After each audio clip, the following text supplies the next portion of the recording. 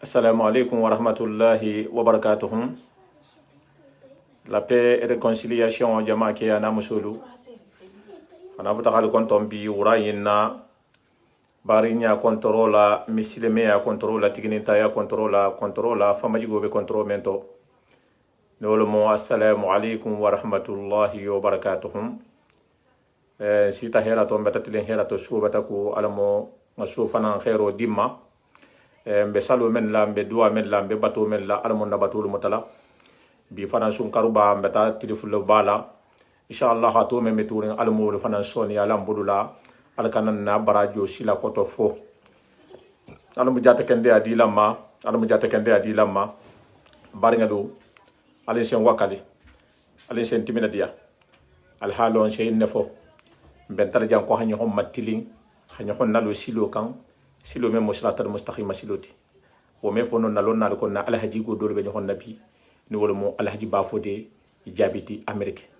lay bafode me question dole poser la jabo le jabila après nabe na la direct la question dole poser ta momo muslime yati de dilna ho question le poser na ustadi bama alay bafode jabi amerique anata men jabi question o kono a men fa hamo muslime yato benala alen benala o dole la mela sai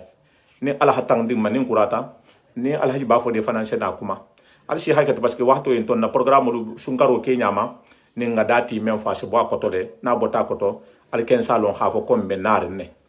mbarngelu réseaux sociaux ni nyemu dulalati alin sen wakali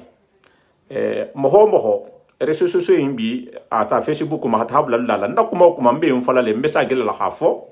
ala ko men bi famu na fankan jang e kana mawli kana janke dulati ki ko meti nyaaru lalem jang men be tinyaaru la jang wori be tinyaaru kala sa ko manin wura mo me kuno woto bar men ba to ben dulay ko men teluje nyamen anu wo nyo holu je nyame wo alhamdulillah rabbil alamin ku shiya man bata mafadin sandanto nyin kono la progrès le batake wo mu kuleti alkana wo mutalibul kilingala facebook mbem fola muslimo be ntel kabren kunu man janke nandalu lati man janke mo do ya lati ngole ko ngambulo du nyohom bulun ko hakke kilinti ko ngam fanna fisamante ya nu wo nyoholu men sa ke sig nyoya men ben kanin ngatuji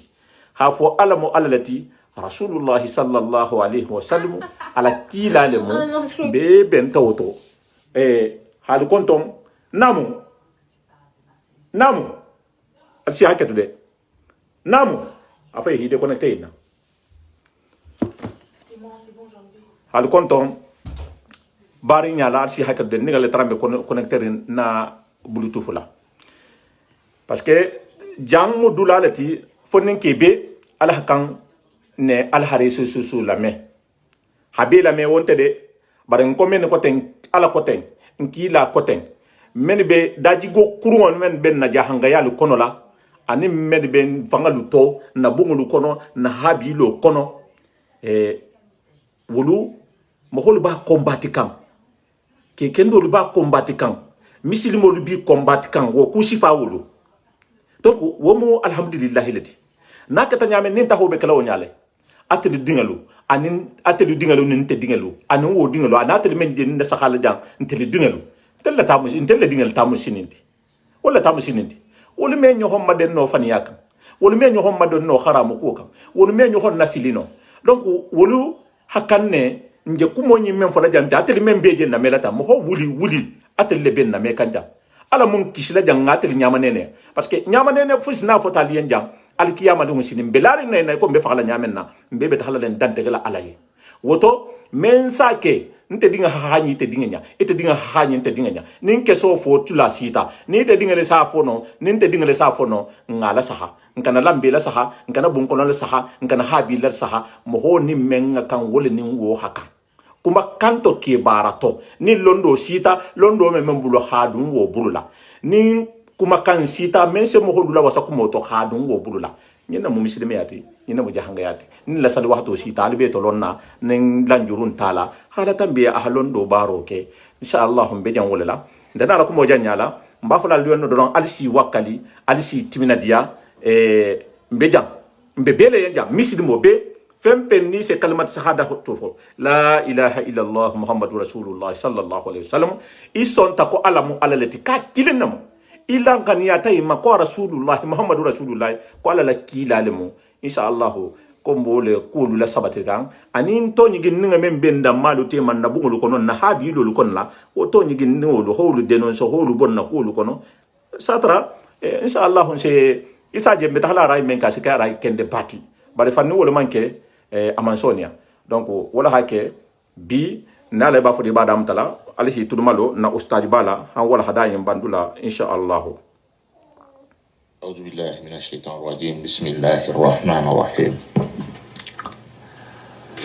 الصلاة والسلام على من نبي بعده محمد بن عبد الله وعلى آله وأصحابه وسلم تسليما ربنا إننا ظلمنا أنفسنا وإن لم تغفر لنا وترحمنا لنكونن من الخاسرين اللهم أرنا الحق الحق وارزقنا اتباعه وارزقنا الباطل باطلا وارزقنا اجتنابه اللهم لا تؤاخذنا بما فعل السفهاء منا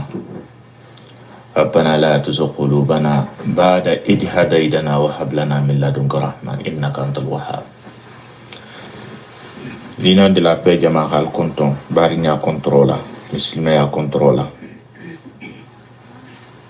Khasito Khalifa Konton, président le Konton, membre Bela Deng Konton, Karamoko, B Konton, Karamoko, Min Bejam Kono, Bilim follow de la fo la bandula. Nga Karamoko la me, Barkunum, Alhamdulillah, nga kesha ma me, na Cheikh Ola, na créateur, même mon Cheikh Mustafati. Ya nata buho man dun junna yo nata waktu min fana alhamdulillah man no fen kelato kon sa makono bi inshallah sana dun dim fato bare karamo ko ci amanga la meje wallahi ke sangal ma sha Allah alhamdulillah yalo dino mo kilinati kilinam ko khat la tonya be se ta ko te kilina fania fanam be seta kote kilingalla memmen din ni ko mba folale ma fo ko kitabu ko tenne arasul ko tenne atella ko mol seta la kiling min fanan ko tenne ko tenne yo nin karmani sa fanan ko tenne wol fanan ko mol seta la kiling grupo fulen na dunia kono parce ni ma ala tafo e man kila tafo e bi fanga tala fola non te e xam ko do tala kali o dorna fakat non te na creator ha ngenen karo min ke ko mummo muslimaya ti be mummo muslimaya ya sa muslimoni muslimaya wala bekeri al islam wal muslim بل خالنكو تعريف المسلم تعريف الإسلام مسلم يا لون فندول لما دندي خاكي نيرون كان موسي بلو كمينا خاصوما ولا مفرنكو الإسلام وفين فولو مومنتي الانقياد والاستسلام bon aflanyo ali ikhlasu jalika wali ifraduhu lillahi wa anwanuhu qawlan la ilaha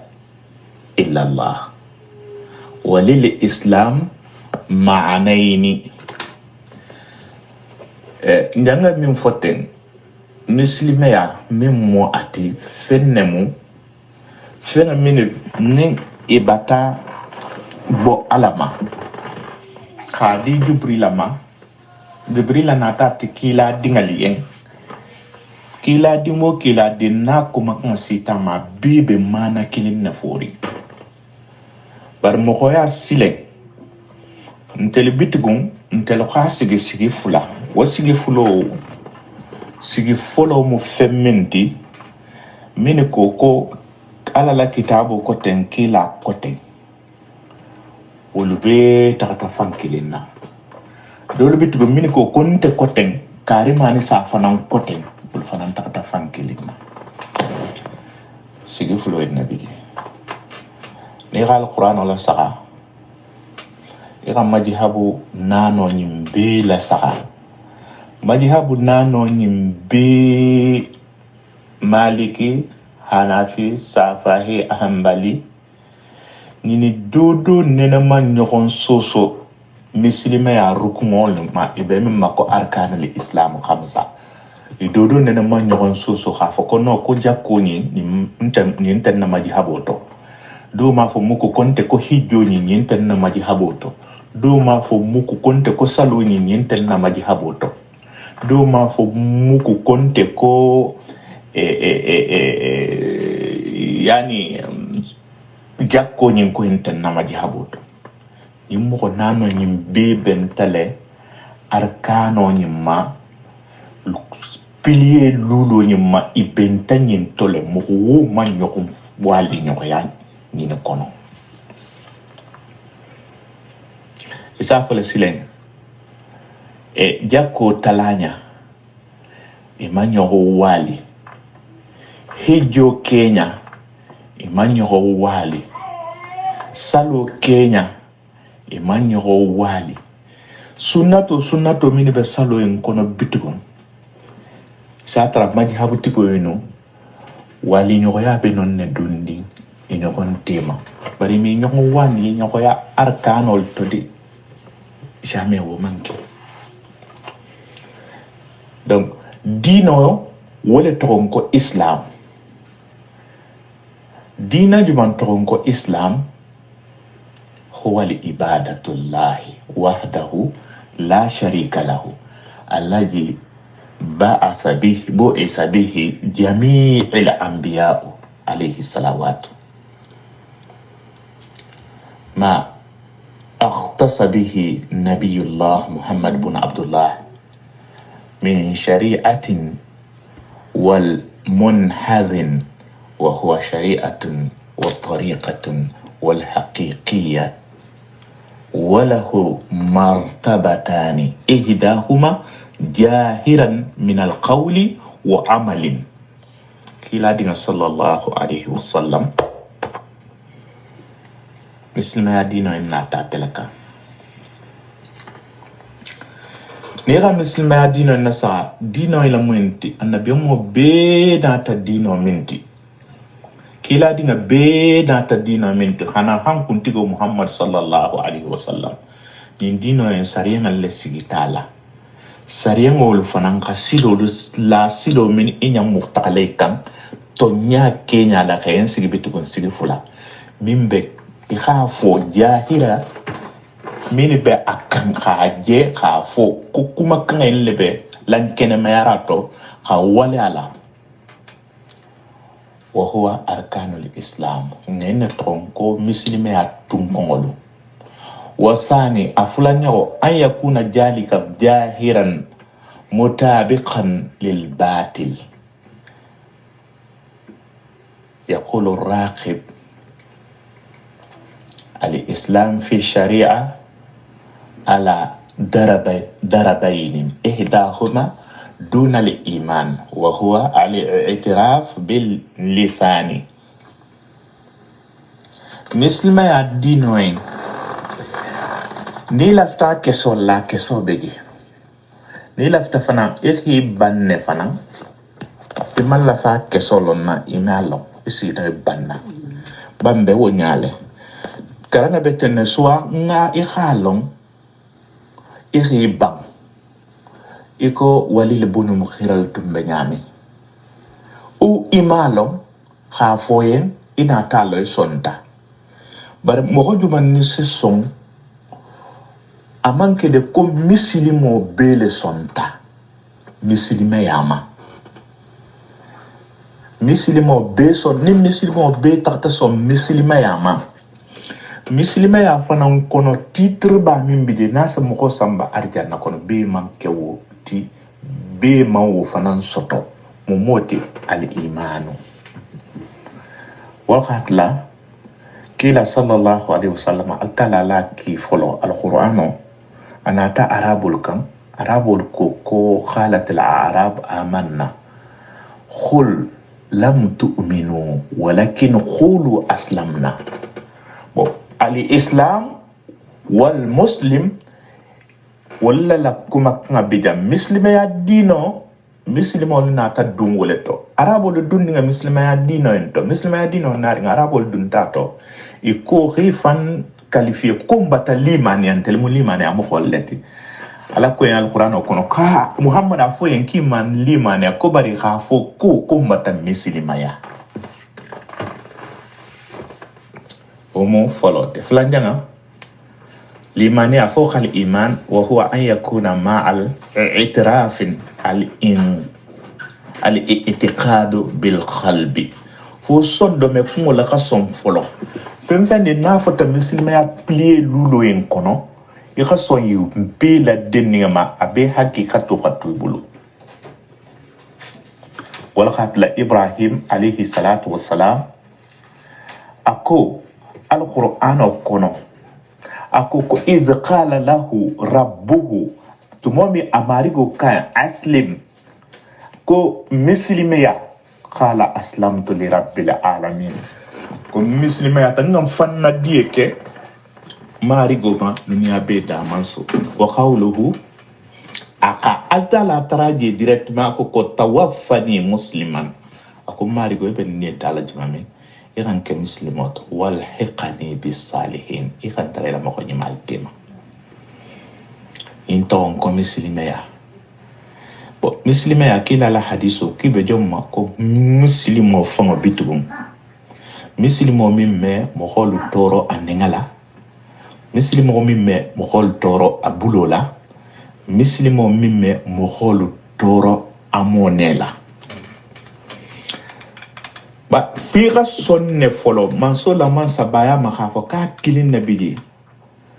batu mansa won tala ninga tuge e halon kuibe fagala le kini ninka e halon kuibe kumin fananka kotto nyale mon ni rolong e me kuku ni ninka ka fama wala ngin kolmo bula muslimo lu nyamu inogon bunyala mbebi dunia kono dol safo ko wahabi ni mu sufi leti ni mu wahabi allati ni mu kukutallati majhabu tigol khasiya mbari ngalo majhabu nano e hambi me buku wula bo buku min isa tara kono majhabu tigido mbata majhabu tigido nen khafa ko kafiro la muy tati ou bien ko nyinna muy tati ntella bo kriyeli khande mende ya majhabu tigol labi khatula nerlo kala banga muslimo me muslimo neni mo ni mu'miniti ma fode mo muslimo dronti mais ni mu'mini ata mu'mino me iba eme mu'mino nyoko neni mais alinga imamna ahmad lasara lama su'ila imam ahmad an safahi tubamira imam ahmad nyininka safahi la koma ko safahi la ko ita munjato qala ikhana min fako ko kana safahi rahimahullahu kasamsu lid dunya ako safahi tumbe dunya kono le ko tilo mo kholiye wa kal afiya lin nas iko kendaya mohol yen c'est-à-dire ni ibnu adam ni ka kende asoto ijanga dunia ko bele soto ko safa hitumbe muslimo yenten imam na ahmad khabin fala koto malik dola talibul mu doliti ni be banta ka majhabo le créer mais majhabo tigo ino mais moko do bisigla khadola kafiriya parce que munna al-Qur'ano ibe benta al-Qur'ano kan kilinga leto mais alim bebe salla mbe sunna nse salgie mutanya kilinna ma nse nkuntilin khibula kilinela ok nse muhammad kilinga le toko fo nse ala kilinga le toko fo mbe ko mo kala fula ka fu alama bon maintenant be ben dinga en to bitugum iko nga kalimatu sahadatu min takhafu la ilaha illa allah wo mu kumo le tibar khabara la bitugum wo silo lu fatanta jede adu muslime adino ni safahini hambali hanafi maliki nini la ku be iramin be la tambenu ila londol kono ila fahamu li kenyama iman sila wo fara min mo kutala silati habo kila la sila kola hawo alquran kola benda jakula be ha jakole be bentoto be benta saloto be benta fengoto salul kenya fengo mini ba kono bitugum sunno mini ba kono satra ikhtilafo se kedon to dunding bare ngal mbe ko putanya killing mbe salinya killing mun naita ba fala doye bitu ko kafir wala menti same dolla wahabi al mukafir walati same dolla sufi al mukafir walati same dolla la ilaha illa allah muhammadur rasulullah askal khama jihabu tiki doli ji ni gonnen laba al khallon la joni je mini ki bo balo bla khafu ko karmani sa mu kafiru letti me fu ko en ko kafiru ni gala saka ko man ma hukmu man khala li sadiqihi kafirun wa in kana as-sadiq alladhi la yusalli أنت كافر قلت له أنت كافر ما حكم ذلك وفي حديث الحوار بيني وبين صديقي أن الإسلام حيث قال هذا الصديق إنه لا يصلي على الإطلاق فقلت له أنت كافر لا حول ولا قوة hafo muslimo moko kafiru la mwenti isafo moko entumadi moko kafiru la mwenti o men na me sali ama fo ko ashhadu allah ilaha illa allah sali balule asafo ko kafiru bal moko nas sali itabula kafir yala nyaati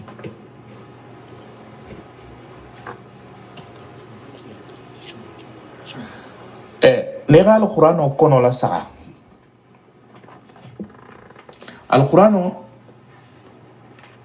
من نادي تكيلا كان صلى الله عليه وسلم نالون القرآن آيو بيجي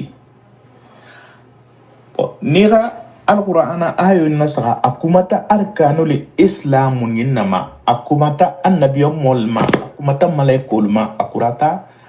أولي الباب لكم مولما ala ko nyaal qur'an kono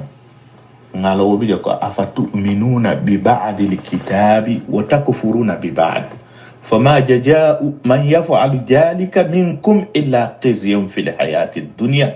wa yawma al-qiyamati yuradduna ila asad al-'adhab muhammad nali bi banna al-talala ayudulma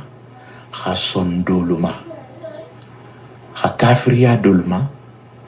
khason doluma ko mogo mewo ke altema mogo ninga ke ko tigo se doko ya soto dunia kono ali giyama fanan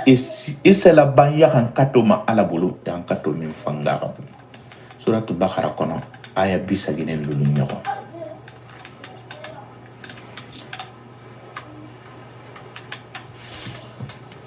hakada bo ngala sahabitukum nita ko ikafnyo hoyen ko kafiru iyanga kuma la fo ibe takalla ma kiti la kuma kanga minna iyanga kuma la fo kuma kanga mi manya nafola membari ngalu ibe ma ko wahabia ibe ma ko sufia in be mu toxol leti mu xol lemu annabi yomalunte kila dinnunte ibe bulanen silo dodol ko wo silo wolu iko majhabu tigol be bulanen silo miniko iko telefon be bulan majhabu tigo miniko Abdou Wahab na la ekipolu wol ko konte la dino ngamin jato khafuku kila na khamim tuje ngo tuje na min ke net mbola kela sufi ndo inako okay sonta wo hake bari mumbato bitugum nim fen di nake khanye muslime ya dino kono ntel hakilo la ko me fe la muslime ya dino la ko kafu muslime ya dino ma ko tanan toti do ne ko tanan la joti fakat kelo en nabi tema akelo le jinti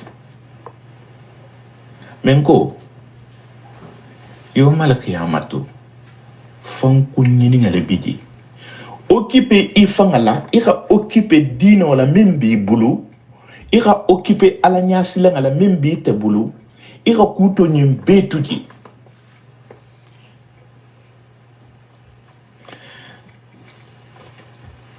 mais atel men be discuter la saya malikal mautun ti tabulu ni ba kila ka atra mo faka inte mo makiti la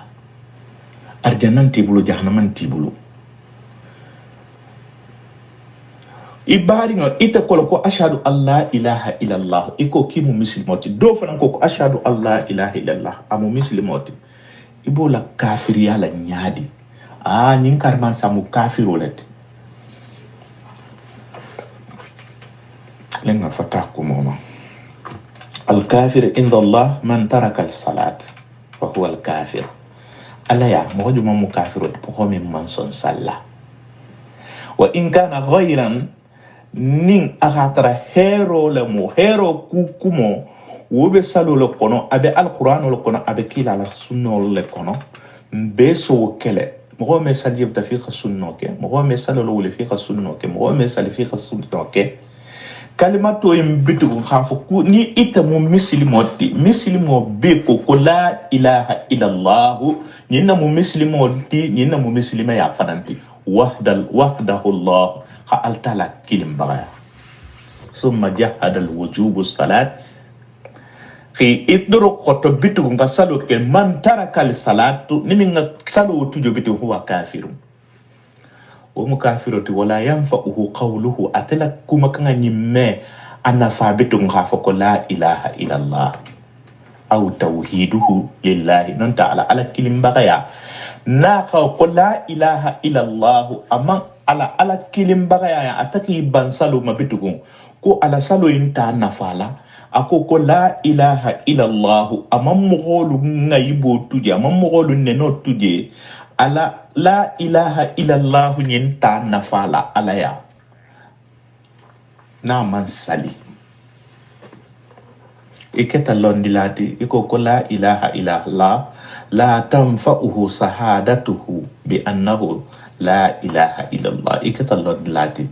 itela londo kono imanke salati ila sahadatu nyimme munafa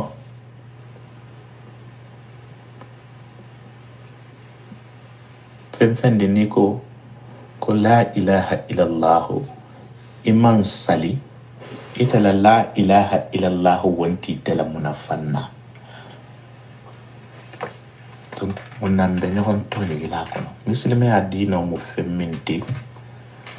fanna di la alama e fanna di alama ha son kitabu be la denninga ma ha son muslimi adina ma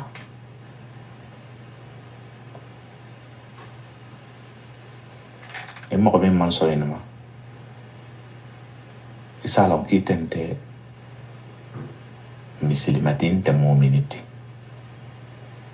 تعريف المذهب المذهب كلمة المذهب في لغة نيغال سا كو مذهب لو خالون موم مذهب وتي كومو كان لو كونو فن موتي فن ميم بي مذهب نانو ام بي تاتا كوما جومانكا اركان الاسلام pilier lulo ini kuma tayin nekam nim pilier lulo ini ibe bentayin tole jako ibentato sijo ibentato sumo ibentato salo ibentato Kenya mini ba kono bitugun ikitilafu sotota nonne iko shial toktrata alikan wahabia ni kamal ko wahabia Abdul Wahhab nal muqatta takila kan sallallahu alaihi wasallam sufi ni fanan tata isonta kila ya ma kila la kulu mabari ikhnata kukuta fanan la kan kominin ta kanati bo do ni ko bitugun ko le do manyan la kan iktilafu fem bi jabele jenti sufi yani wahabia ya kelo fusi bije wo kelo le bije Abdul Wahhab la mo hoyin ni la ko fem manyan na kela kila man minke min tal qur'an ko sufi mo hoyin ko no ko nsonta ka kila la ko ke khal qur'an ke ko bar fem min fanan na ka ke ni muslime adino kono konsenon le do fanan kafulama kela wondin tije foyin e ko mawludu li ko fendolu ko kusiya manno dino en kono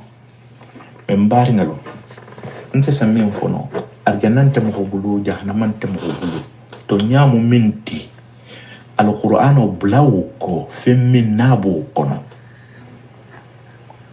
to nyino alki katra nyoko ngaybela imam safahima ambali ngaybe abadan amanen ambali ban safahi ngaybe abadan amanen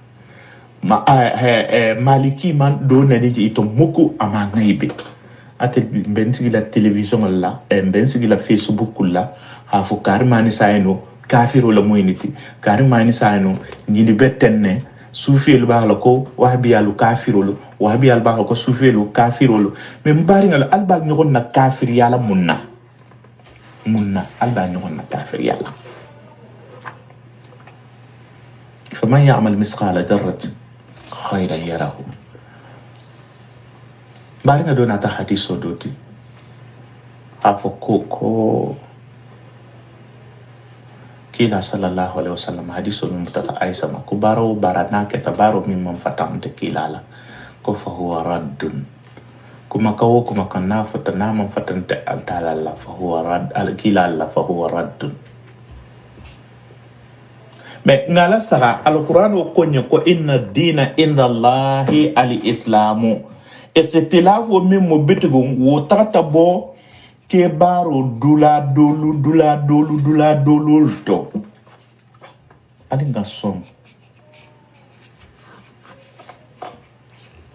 alinga som ko dina le islam abetula dina yalama o me abono dina nyawuma wala mo muslima ya dinoti ni ko en ko mum muslima yati ali islamu ya'tabiru al-islam ihda al-muratib lid-din as-salah wa hiya al-islam wal iman wal ihsan abesigiri nakaw ni be nyalla lonna mum muslima ya mum munti al-islamu kifanna di alalema wal imani anil limani wal ihsanu anin nyimaya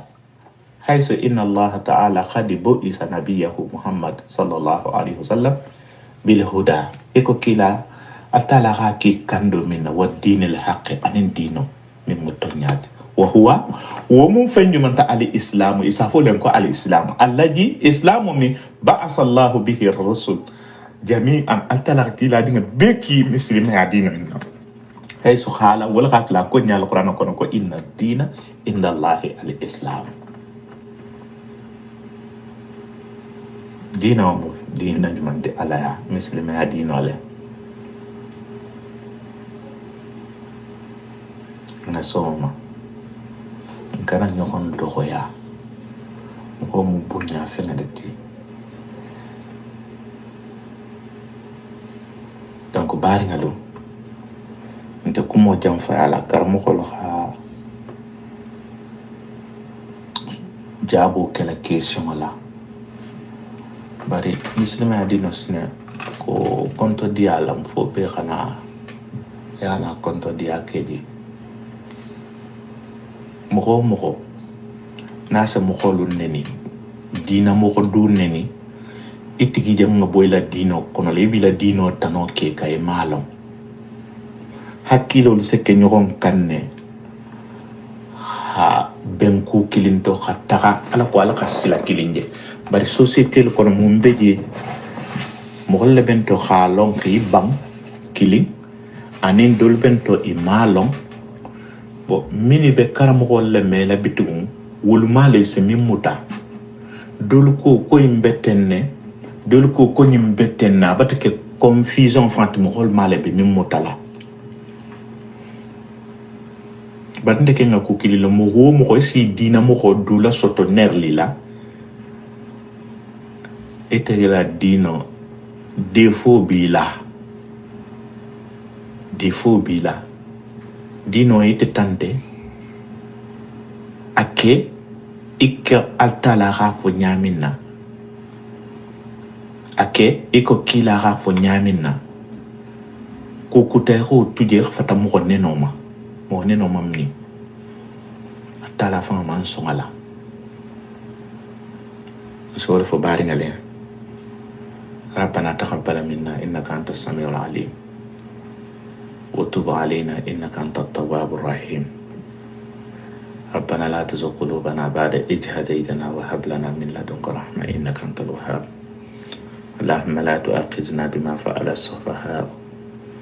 اللهم ارفع مقتك وغضبك عنا ولا تعذبنا بسبب ذنوبنا يا رب لا على بافو دي كلي لتم ان شاء الله اللهم اقسم لنا من خشيتك كلا تعالى بيننا وبين معصيتك جات كلي لا ومن طاعتك ما تبلغنا لا بنا لا ولا هدايا يكون فعلا ومن اليقين ما ان شاء الله نعم على مصائب الدنيا ومتعنا بأسماعنا وأبصارنا وقواتنا ما أحييتنا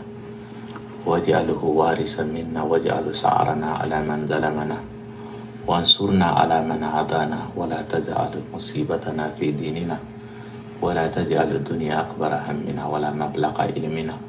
ولا تسلط علينا من لا يرحمنا ولا تدعونا ذنبا إلا غفرته ولا هما إلا فرجت ولا دينا إلا قضيته ولا حاجة من حوائج الدنيا والآخرة إلا قضيتها يا أرحم الراحمين ربنا آتنا في الدنيا حسنة وفي الآخرة حسنة وقنا عذاب النار وصلى الله على سيدنا ونبينا محمد وعلى آله وأصحابه أجمعين السلام عليكم ورحمة الله. كنا أستاذ مباكي ليلا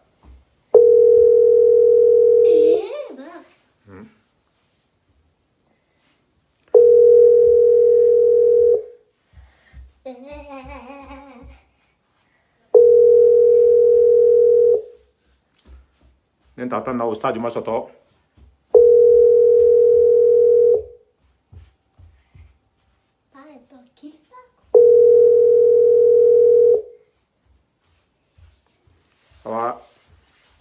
na ustaz Junjo le kili kantenno nem mama soto c'est pas grave parce que programme la hasia atra beta programme do damuta adi nyana no na hana wala hada yin kun fahanu awa wala moha ustaz jala ba fode entre trambi kili kante malam fi nyabenna donc nem mama soto be nala wala hada mbada na janne hada be konton bari nya controla allo assalamu alaikum la ba fere yo se o haket nen tumbe salla la kantaru iyo salam sallallahu iyo alhamdulillah aboko tala matakar alhamdulillah tay fayda taran jafala ten ko den naw stadio fayda abe walla tore la barbe salla ko mo ko be krasa yo alhamdulillah yo alhamdulillah de mo golbe tanawo tin ten mon ko be diare bija ala barakatu american gol don taranti laje bija alhamdulillah tanawo ten aja alhamdulillah sun karo dum abata damata je hera to kodi abata damata hera to awa alamo no lala allahumma amin alamo alkanam fa barajo la he konton ngalon na programme be siari bulu iyo men jana wala hada men na tambiten iyo ala kon sena yin kum fa kanya men na meta wala hada la men nga question le poser muslime ya ko to comme mo jomo muslimo ti mo muslime yati iyo ala me hamen ke ngardi heti e bato bulan sagoto iyo bara hambi dino atamo kuleti no la me ale ba ko to iyo fanni be mo so to la men sanya se faye iyo wallahi me fa no ala sakoro na be larin bunya ka be larin guliya kan mbole nyinin kan question yin kono no iyo bunya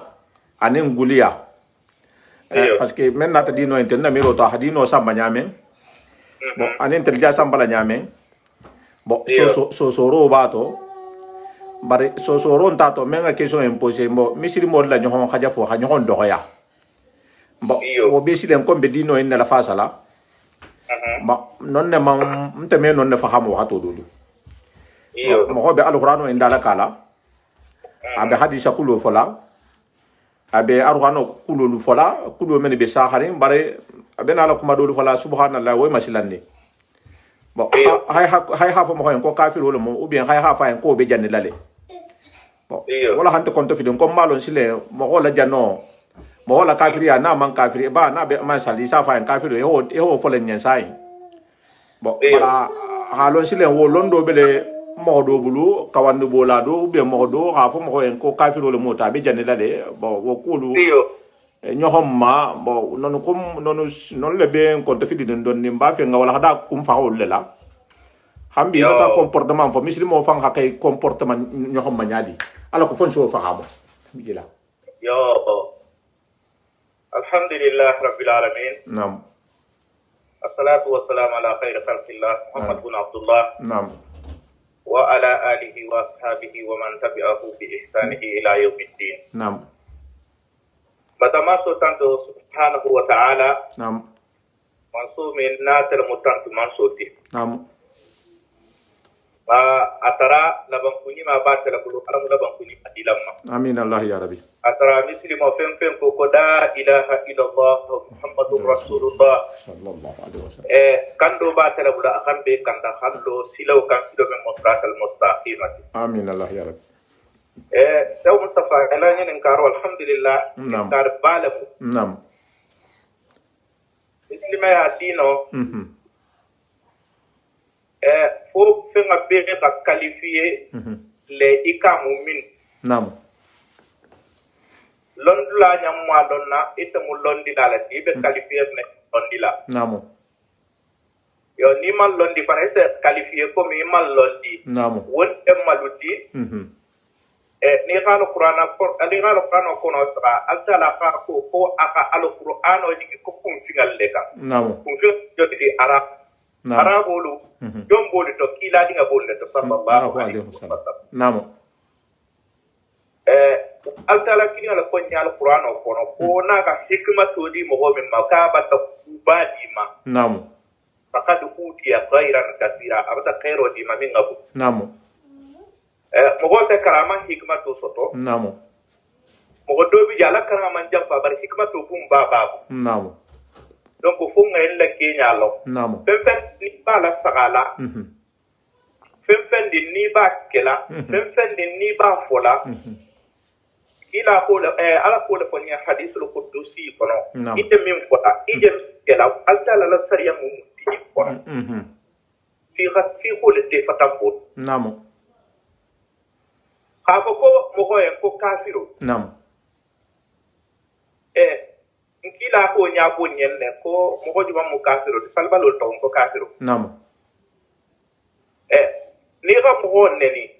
ila ko nyen ko ha muslima nyo ko ne ko be de ki ha fa nam mun be fa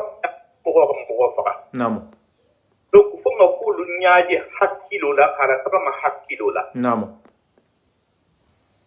se barul ken na barul kono kafriya barul min sen ke kafiro di mewul kono je nam bad nim mo ko do ga ko do ke sen jahira na ka je no ke sen sa ko kafiro nam yani kela man qualifié comme kafiro yani kebe ya qualifié tele ko junu bi kela namo bo nin ko sa ko moro la mundi moro do bi je wala qualifié te ko kafiro moro do bi je wal man qualifié kafir yalla mais do qualifié tele kafiro la so nawo probuti alquran ko be a wobe rule lan tema même malo namo ma kinyala ifanga be bado do da ipalo ibe fula kafurin aku ikhalom ibi tulo gola yar ngaka nam la probu folo munti alquran ko nam akonya alquran ko na ko ako ma tatulu fayatin ala mulki sulaiman wa ma kafara sulaiman walakin fayatin kafaru yuallimuna an-nasa sihra wa ma unzila ala al-malakaini bi babila haruta wa maruta nam ni gani ko to la sagal alquran ko nam moro Namo. del be jahangati nga be sa moro yake namo jahangati nga be moro namo moro ya mbe fori iko na sumu tarata dam ta jamminna namo alquran ayo sa bismillah alhamdulillah wala safe adim homa aha chanjara la basi wondin do ila son to la sahibul sotala namo o mo ko hatim wala farabiti ko ayulu kum mayide ma asetan to ko do blaji ala ko le ko wo ma kafara sulaiman ko sulaiman an man kafir ya ko walakinna sayatina kafaru setan lul kafiriyata ani setan mo ko do min sa hatim wala farabiti ko mayide ma kar qur'an ko do ngonna adolu kula nam est ce que wala ko kafir nam ni ha ko mo ko en ko to na ko kafir Mustafa itu benna ntulubi la ba fodin ntulubi la okay ya ko mo sen ko jodo mu kafiro di namo ni mo ka azala ta ko mu kafiro le ni mo ka do kudo kanya ta ko mu ka me kafiro mini qualifié ta kafir yala ko mo wolle long namo ko kabairo mi be kabairo sa to je no ba nyama namo me iman qualifié ko kafiro namo ko do namo junubi tolu namo ni ga alquran ayo da ta alinga na ayo ma ni ga yin fasaro tabe sana kala ja ham min tibi saba min tibi na min tibi dumbida namo han kilim ler fula namo namo be apoko ala munna ala ko ja ko ma kafara sulaiman namo fem dim bitgo sihir ko inu korte ke la mu kafiru namo korte ke mu kafiru yal namo imem qualifié mi mu ko korte tigo namo parce que korte tigo fem di na kanyi fem di na manyi atabe sigirin kay de be makono ame ko ataka yempo manyi ni na tanyi mata sa yempo awa ni na ta kurunti ka awa bo mo so le qualifié bitim ko mo ko nyima do sa mela ko ko karam ko do ke do na ko ko kette bala ko kendo ko mi na se porte ke est-ce que mo ko toleti monte mo kende tala ba fodi mo kende toti namo awan tan si do la nyam ko mo ko kendol namo ala ko alquran ko no ko wol be la yamal wol be dum Suleiman la yamaro ko to namo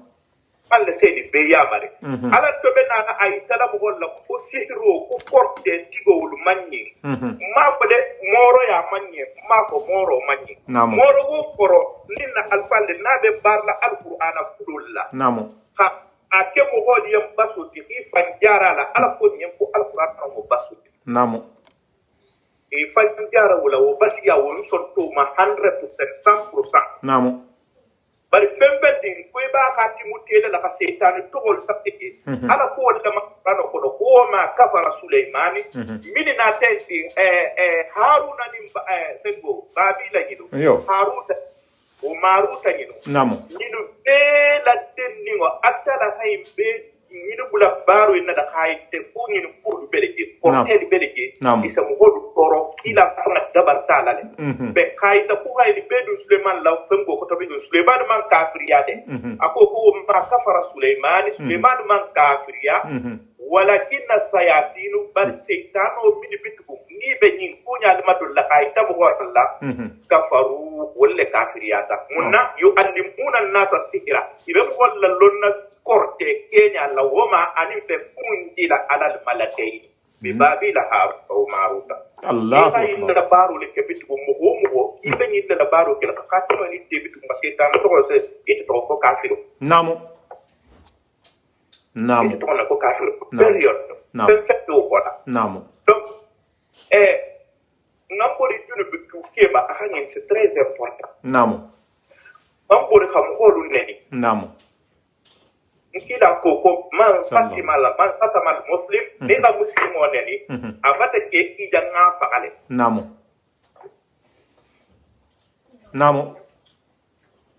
ni la muslimo neni yo avata ke janga faale donc ki tayi le xam ho neni mo ko sobe meke namu nga fon na wal ko dina l'islami safa pepe kelen tato entre ku kelo le bat ku kelo le bat nga lon to nyamu kilineti faniamu kilineti namu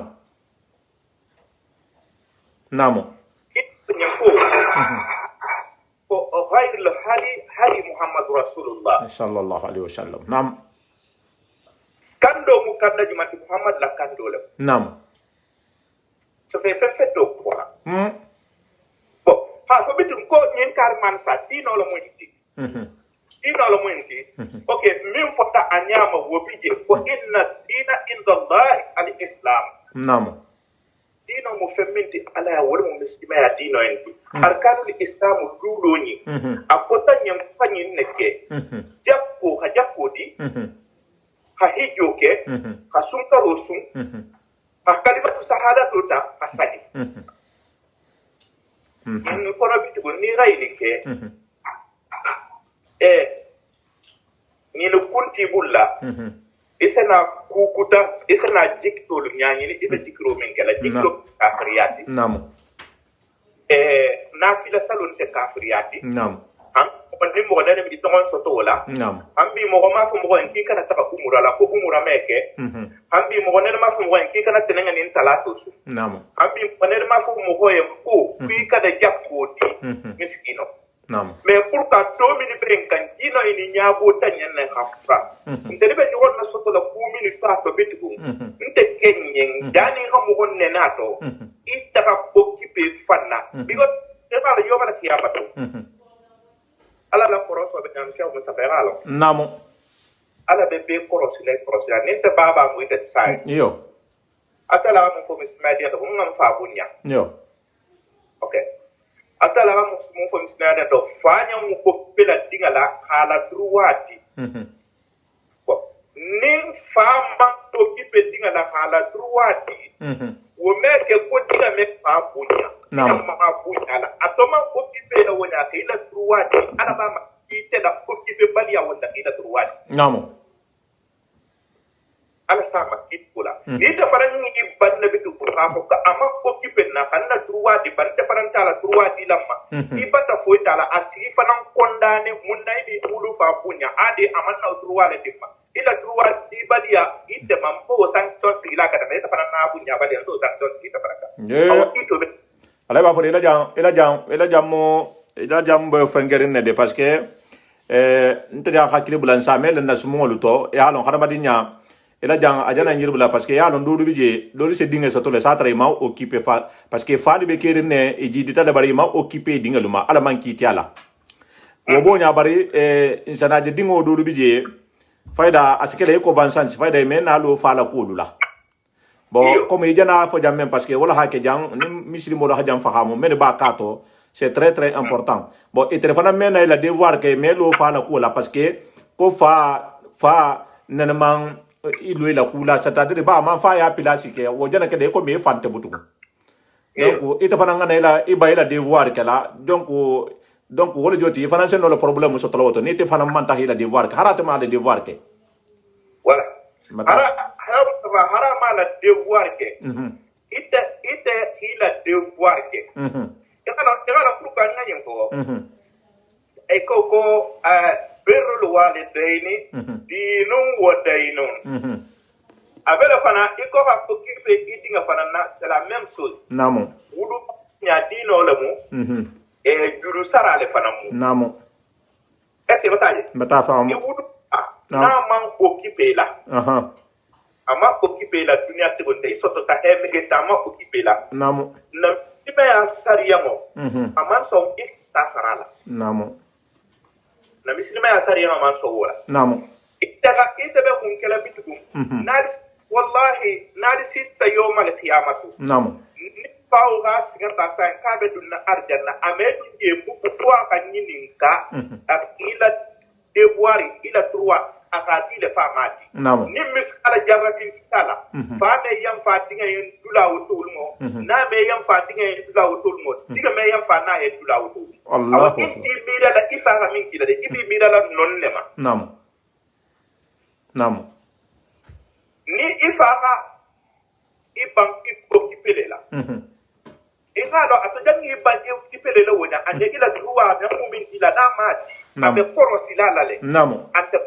ita fana ni ma punja hala droit dia ma ita fana be korosi de talala ni ta ka ita ke dunia so ate ma ta ke ni yo mala kiyama to sita asala be sala lalla wo idne ni la droit dia ita mala droit donc munna ima inke sanction mi mutaleka donc ita dinga fana kana som upu ita la kunna buwa ka bono pate iya kilo kana tagana wala ko hakilo haji hakilo kana tagana de atoma kenya harim fana ma kaya ko donc na droit ati mislima ya dina ko hani ibaba keta dolo minna alta keta kafiro leti ikana dolo say khadiyama ikana bula ikana saka musukila ek me ni akakia mar fem dinna ni isana kela mislima ya dino ma soso ita jamo be kela en har kafiro le mati namo ila kada droit bi kan hanjani abe fakala na fakata dum menna ala kube bata boy kay me ala taraye fitu me fe kay na me sadi din kadir nam bata na be dunia to ko kafiro la me sadi few i ka bunya i ka ila na fulo diama na ko ko do say ko mba ko ta muso kili nyamba i bunya be i ka be kay i ko kay ha aka fakata dum me na fakata dum men do di bata boy ka ala fuinti ka bitugo ime ala taraye inta fuite lay but nim misiri mo la bitugo wala me kuntu ita fana ma hekka fana ngata gaburuto Allahu akbar ana mo ala ba fode ila non bata dia nyam bata ke bata non fahamu silen dulado bi je mba fe fonse fuise sumuntel yan non ne kan parce que bi lonna lo alhamdulillah men sa akara ifanye ga fasari ifanye wolu be kiri bare memme mbe ke no afanye men me akaran no ha fasari ifanye bo nimbe be la mela parce que mba fi ha conseiller d'intelema parce que wolu nga mele do la ahmadu mbamba ha ko modo fo ja wolu ngo wo mo kuma baleta ko dino ni alise nyon so be jamen na siama bije nyon so jawo jan ku kilimbi jari be bentala woto ali bentamento ali be ala wala ita janni si ko hana parce que do si ko liboto ku kulo men nali be bentato ko na kayme wala bara bo hambi wo non ne bente bulla parce que terbi be karamo holla mela kawando se bole bi ha ben sate be silo men kan kawando se bole bi ha ben sate kenyama se kawando se bo ha be lagine ngolu la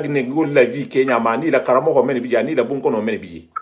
bon Sénégal fana bi kawando se bo Sénégal ha be Sénégal ngolu la ko ma ni la karamo ho la ni la nyato ngolu la koluma iyo dino yimbe dun natale ya rasulullah afatan tawlela hafatan ala la sallallahu hafatan ala la kana rasulullah kan wala kata sabutin tala dino e masoto bon donc tel do be te man tel be perturbeling donc conseil même bi ite yembudu ha fon telu yem men be perturbeling e malo e se jammenta e se sila joma muta ni al hatra silo ala ko mohol kanam perturbe ala ko ngatu bambandin na silo nyine kan mba fi hanon conseil le di ntel be la mer la ma ala ko sinin ngana ta hitala mesay nga fon ko ala ba fodel to nyamo nga do fanan na men ko le to nyamo nga do fanan na be de lan ko to nyamo mais ni hala saka satra defo ba be to bari sila joman kilimbi den si silo même muta ala ko perturbateur men se perturber ke ha ben ila intérêt personnel ba ba fa bida fo jan say wo be siarin na wato into be betege nso defie nyadi nso lulo nyadi yo alhamdulillah rabbil alamin yo benala wala farda kum fala wala ma yo ba fala wala ma yo taw musafa nga na ko be to nyamo kilinna yo to nya kilinna now kala hadiso na ta ko da ama yuribuka ila ma la yuribu namo ako ku tije sikko be yan ku min to ira ta ku kan sikkanti yan ku min namo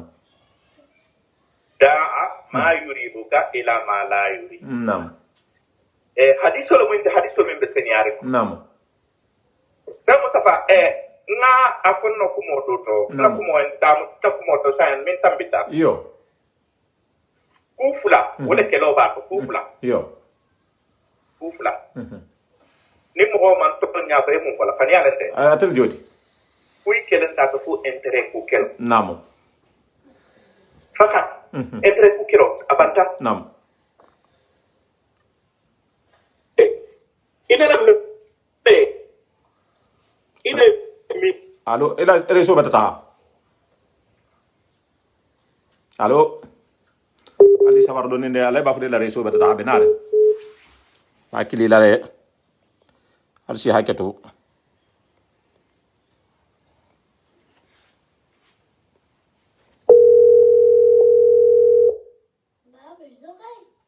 ouais awa fayda reso batata na ustad la reso batata ba mama sakala din tata jang masotono awa ni mama sotono mbeda na janne wala batata nare allo allo ustad allo sama sama nam wallahi mo balle be nyaga la killo iyo mbata famo nga fenga jang nga kum fa jang parce que ila mission do je si la leten nga da so ko yima ala namo na do ben ala sida santa ko be to gine avec menti woro comme ça ah non c'est bon okay. Kum fa nga danja iyo mak ndiyo sa danja ko de nga danja parce que nsena mbe nkangalama sibiti semaine prochaine wolu on benala sumunna inne kan sena sumu kan semaine nala samedi men jenar na hatra na baro man penge parce que nge baro men natem c'est alternance le ke wato dulu sahoma han tiloto wato dulu tiloto han urala wato dulu suoto han sahoma mbato njono baro damu taten donc mais c'est un programme fo ni ala hala ni c'est doit da fa danta ta jama ya douanye fo ala men se sunkaro en fo ala men sen no ala hajato kende adimma wallahi alhamdulillah c'est pas wala ni ala sonta ta kala tara ala mon be sutura la kan hijabu amina bata tala kunna dia ba ta bulu ala mon be kunna dia amina bata tala tara firno suturo hijabu ala ma kala be la te amin allah ya bata tala tara fem kunna ko mon be kisido ma amin allahumma rabbana taqabbal minna innaka antas samiul alim wa tub إنك أنت التواب الرحيم ربنا لا تؤاخذنا بما فعل السفهاء يا رب العالمين ربنا آتنا في الدنيا حسنة وفي الآخرة حسنة وقنا عذاب النار ربنا لا تزغ قلوبنا بعد إذ هديتنا وهب لنا من لدنك رحمة إنك أنت الوهاب إن شاء الله semaine prochaine c'est un programme إن شاء الله أوا problème تاني ok problème te awa ala abarka awa sami merci beaucoup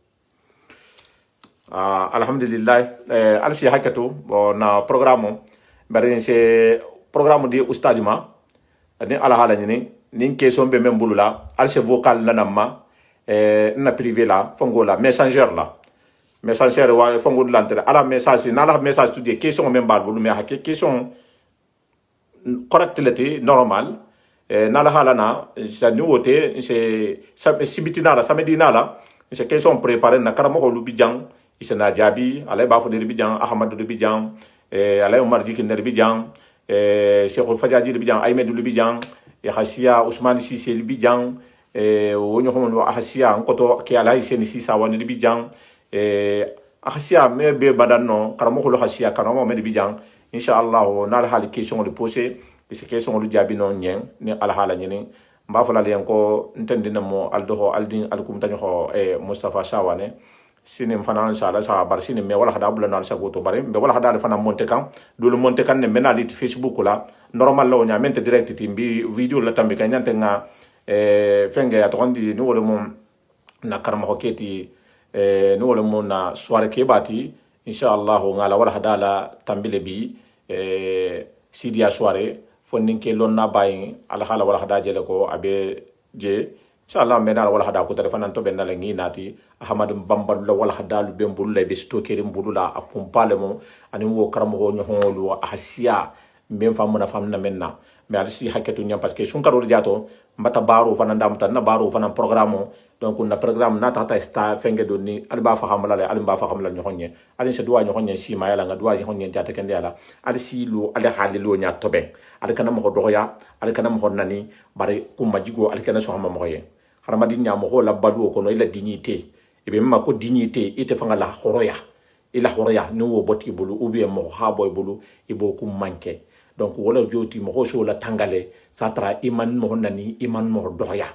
voilà mo men fanan ko kabo tinyadi ma parce que do fanan biya sa fo kabi la khoroya wala tinyala ko hi la tege fanto ha kumo do li foye men si la dimi men si la jusbo e kana son sentane hi mano e kana son mo kurun hi juso la bo asenal aboli bele sentane le so beke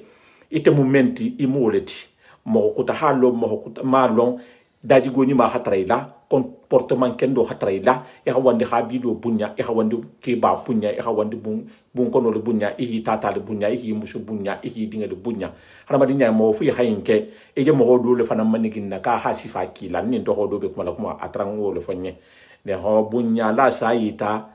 do la le ki hakam fana mutala tenne nge menti din la bunya kan anin guliya kan ngana iti la ki fana ngakam fana mutala tenne parante bo be ke lila ite ben kay kere mo to kuloti ben kere fongoti ça fait ite fanga jana yitale mo hol la butun ko mo hol hakka ite fana mutala wo nyale ko mo to kulon la boyti ala mom be kis la wona hal konton hafalian ko ntending al doho al dingal ko mutafa Mustafa Sawane be nyon nyanjang ala ko kan bar nya kan muslimi ya kan ko ni be mo ho kelela muslimo ni be mo ho kelela ki ha kele ala ko kan